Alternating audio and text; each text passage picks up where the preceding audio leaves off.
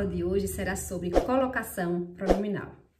Que tal iniciar com a leitura de uma tirinha? E essa tirinha é de Jean Galvão e diz o seguinte: abrace-me, beije-me, nunca deixe-me. Tudo bem, mas antes, dá para acertar o pronome?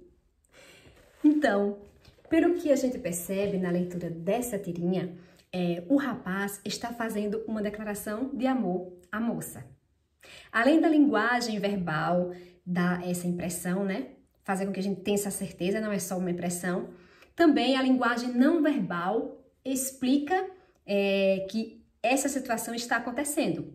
Pelos movimentos no primeiro quadrinho, a posição dos joelhos, né? Os braços abertos, sugere uma encenação de um filme, uma encenação de uma novela, de uma situação de romance. O rapaz diz abrace-me em lugar de me abrace, porque é uma formulação mais solene. E o seu objetivo é parecer uma situação mais solene, já que não é todos os dias que alguém faz uma declaração de amor para outra pessoa. Não é verdade? Você já recebeu uma declaração de amor hoje? Ou já fez para alguém? A última fala, aliás, a jovem até aceita a declaração de amor feita pelo rapaz. Porém, ela não aceita a construção, a formulação da oração. Quando ele diz, nunca deixe-me, ela esperava que ele dissesse, nunca me deixe. A última fala provoca humor porque ocorre uma quebra de expectativa. Quando a moça diz, dá para acertar na colocação pronominal? Já que ela quebra esse clima de romance, esse clima amoroso, exatamente por uma questão gramatical. Muito incomum, não é? Antigamente, aqui no Brasil, era seguido as mesmas regras do português de Portugal. Mas havia certo estranhamento, porque lá o pronome é habitualmente colocado depois do verbo. Já aqui no Brasil, habitualmente, o pronome é colocado antes do verbo. Vamos agora conhecer em quais situações esse pronome fica antes do verbo, depois do verbo ou no meio do verbo. São 3 formas de utilizar o pronome oblíquo. E recebe 3 nomes diferentes, né? A próclise, quando ocorre a próclise, quando o pronome está antes do verbo. Quando ocorre a mesóclise, quando o pronome está no meio do verbo. E quando ocorre a ênclise, quando o pronome está depois do verbo. Existem algumas regrinhas, algumas situações, para que nós possamos saber quando devemos utilizar o verbo antes, no meio ou depois. Mesmo sabendo que nós, brasileiros, bons brasileiros, preferimos no nosso dia a dia, no nosso cotidiano, a forma que se coloca o pronome antes do verbo, que nós chamamos de próclise. Então, vamos começar pela próclise. Quando ocorre a próclise? Quando aparecem palavras negativas. Não, nunca, nada, ninguém. Essas palavras negativas vêm sempre antecedidas ao verbo. Por exemplo, João não o encontrou no mercado. João não o encontrou no mercado. Não, palavra negativa, o pronome oblíquo encontrou, verbo. Outra situação com palavras interrogativas antes do verbo. Palavras interrogativas ou exclamativa. Quem, quando, que, onde, como. Quem nos dará a resposta?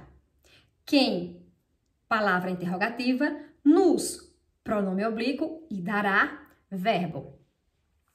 Quando nós temos advérbios antes do verbo. Sempre, certamente, ontem, hoje, amanhã.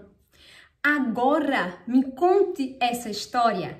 Agora, advérbio de tempo, me, pronome oblíquo e conte, verbo.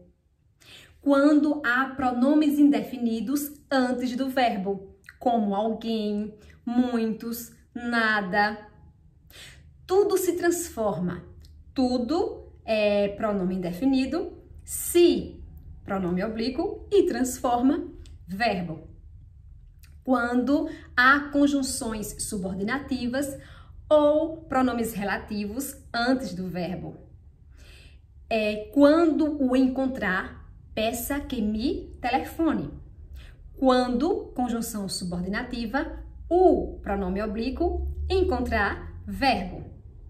Entreguei o documento que me pediram. Que, pronome relativo, me, pronome oblíquo e pediram, verbo. A mesóclise é muito pouco utilizada no Brasil. E suas regras também são bem menos, né? Quais situações utiliza-se a mesóclise? Quando nós temos um pronome, não, aliás, quando nós temos um verbo no futuro do pretérito ou no futuro do presente, do modo indicativo. Nós temos o exemplo, a cerimônia realizar-se-á no salão principal. Nós temos aí o verbo no pretérito, realizará, né? O verbo no futuro do presente, aliás, realizará, com o pronome oblíquo em seu meio, realizar-se-á. Pouquíssimas vezes observa-se situações comunicativas como essa, só em situações muito formais, né? Geralmente em situações escritas. O diretor convocar-nos-ia para o evento. Nós temos aí o verbo convocaria, né? No futuro do pretérito, com o pronome ao meio. Convocar-nos-ia. Então, são essas situações formais em que pode se ocorrer, em que se aceita o uso da forma mesóclise, né? Em que o pronome vai ficar no meio do verbo. A ênclase é quando o pronome fica depois do verbo. É a forma preferida dos portugueses, né? É a forma mais utilizada no português de Portugal. Em quais situações aceita-se o uso da ênclase? Em quais situações o verbo pode ser colocado, o pronome pode ser colocado depois do verbo? Vamos ver? Quando o verbo estiver no imperativo afirmativo. Assim que o filme começar, silencie-se todos. Observe o verbo silenciar no modo imperativo, indicando uma ordem. Silencie, pronome se. Outra situação, quando o verbo estiver no infinitivo impessoal. Não era minha intenção ofender-te. Ofender-te. Verbo no infinitivo. Ti, pronome oblíquo. Em quais situações os verbos estão no infinitivo? Estão no infinitivo quando eles terminam em AR, ER, IR, OR. Só para lembrar. Uma outra situação é quando o verbo iniciar a oração. Vou-me embora para Passárgada. Nesse caso aí, de acordo com a gramática, nunca se deve utilizar pronomes oblíquos para iniciar a frase. Me vou embora para Passárgada. Embora, nas situações do cotidiano, as pessoas geralmente iniciam a frase com o pronome oblíquo sim. Outra situação, quando houver pausa antes do verbo. Se a pintura da casa for construída, mudo-me hoje mesmo. Mudo, verbo, me. Pronome oblíquo, né? Nós temos aí a pausa. Se a pintura da casa for concluída, pausa pela vírgula, mudo-me hoje mesmo. Quando o verbo estiver no gerúndio, recusou o convite fazendo-se de ofendida. Fazer está no gerúndio, terminado em NDO, né? E o se, pronome oblíquo, fazendo-se de ofendida. Vamos analisar um texto publicitário publicado lá em Portugal. O texto diz o seguinte: Semana da Reflorestação Nacional, vamos todos plantar Portugal. Nas florestas, parques e jardins, vamos plantar árvores, cidadania e sustentabilidade. O nosso foco é junta-te ao movimento. Junta-te ao movimento. Se esse fosse um anúncio brasileiro, provavelmente a redação junta-te ao movimento seria substituída pela expressão junte-se ao movimento. Neste caso, o aspecto gramatical da construção desse comando que não é comum aqui no Brasil é o uso da segunda pessoa, né? Marcada aí pelo pronome ti. Nós, brasileiros, preferimos o si, que é o pronome de terceira pessoa.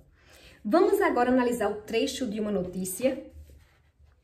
E aí eu vou chamar atenção para o primeiro parágrafo e para o último, que é o que nos interessa aqui. Se você tem o sonho de morar em uma casa que já foi de um presidente, a hora é essa. Se for o antigo imóvel de um governante dos Estados Unidos que fez história, fica ainda melhor. Agora, a casa pode ser levada pela pechincha de 5,95 milhões de dólares. Esse é um texto com um tom irônico. São irônicas as hipóteses apresentadas no primeiro parágrafo. Quantas pessoas têm essa condição? Tem disponível 6 milhões de dólares para comprar uma casa. Quantas pessoas, né? Por isso que tem esse tom irônico, porque parece até que qualquer pessoa tem esse dinheiro em mãos na hora que quiser. Além disso, os termos promoção e pechincha, para remeter a um valor de quase 6 milhões de dólares. A posição do pronome se na construção como não encontrou-se difere do uso recomendado, pois costuma-se utilizar o se antes do verbo quando o verbo vem acompanhado por uma palavra de valor negativo. Então, se a frase é como não encontrou-se, de acordo com o que se prescreve, seria como não se encontrou. Chama-se outra correção a substituição de uma forma correta por outra que parece ser adequada, né? Por medo de cometer-se um equívoco. A expressão como não encontrou-se pode ser um exemplo dessa busca exagerada pela correção, já que muitos acreditam que a ênclise é sempre a forma correta, culta e aplicam em situações que não a justificam. Bons estudos e um abraço!